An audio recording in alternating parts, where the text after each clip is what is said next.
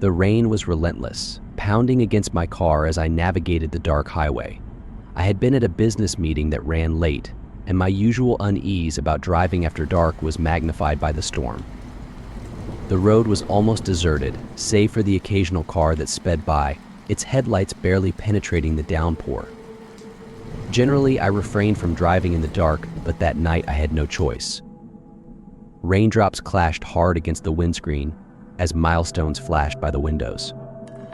I just wanted to reach my home as soon as possible. My heart was aching for a glass of scotch. As I drowned further in my thoughts, I thought I saw a silhouette on the side of the road. As I slowed down, the figure became clearer. It was a man, clutching a large umbrella. My instincts were wary this could be a trap, but something about the desperate gesture pulled at my sense of duty. I slowed down and rolled down the window. "Thank you for stopping," the man said as he approached. His voice was gravelly, and he looked drenched to the bone. My car broke down. "Can you take me home?" Of course, I replied, pushing my doubts aside. "Get in." He introduced himself as Jake. As he climbed into the passenger seat, I noted his tall stature and the drenched suit he wore. The rain intensified, reducing visibility to near zero. "Driving in this is dangerous," Jake said, looking concerned. "Why don't you spend the night at my place? It's not far, and you'd be safe until morning." I hesitated but agreed, realizing it was safer than continuing in these conditions. Jake directed me down a narrow road to a grand mansion. The estate was a relic of a bygone era, with golden domes and white walls that gleamed ominously in the storm's intermittent flashes. As we reached the gate, Jake entered a code, and the gates creaked open. We drove up a cobblestone path to a beautifully maintained porch. Jake led me inside, where I was struck by the opulence of the interior.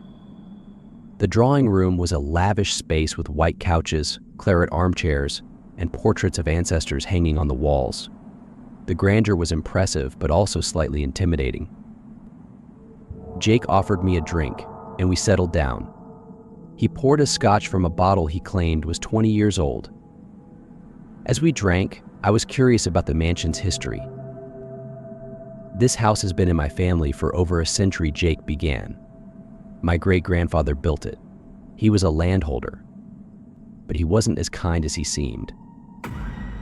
He recounted a gruesome tale his great-grandfather had been murdered by vengeful criminals after executing a thief in a brutal manner.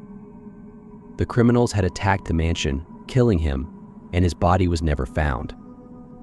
Jake's voice took on a serious tone as he mentioned that the mansion was rumored to be haunted, but he preferred not to discuss it further. After dinner, Jake showed me to the guest room, warning me not to leave if I heard any noises. I was exhausted. I went to my bed, took off my shirt and trousers, and went off to sleep. It was still raining hard outside.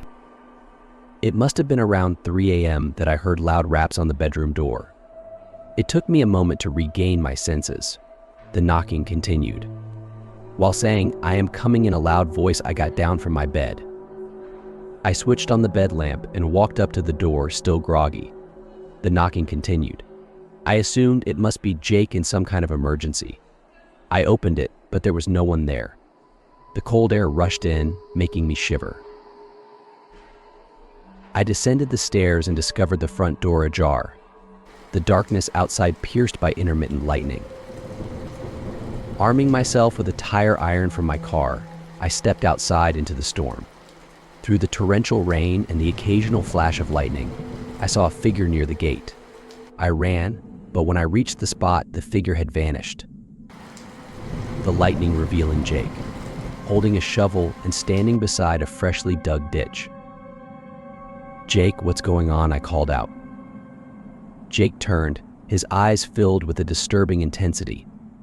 "My great-grandfather was a monster, and his blood runs in me. You shouldn't have given me a lift." He advanced menacingly with the shovel, but as he swung it at me, it passed through my body. I smiled, seeing the shock on his face. "What are you?" he stuttered. "You don't need to know," I said calmly. I swung the tire iron at him, and with a sickening crack, his skull shattered. He fell into the ditch he had dug. The rain lessened and dawn approached. My time was running out, and with the terror of the night behind me, I left the mansion, grateful to escape the horrors of that stormy night.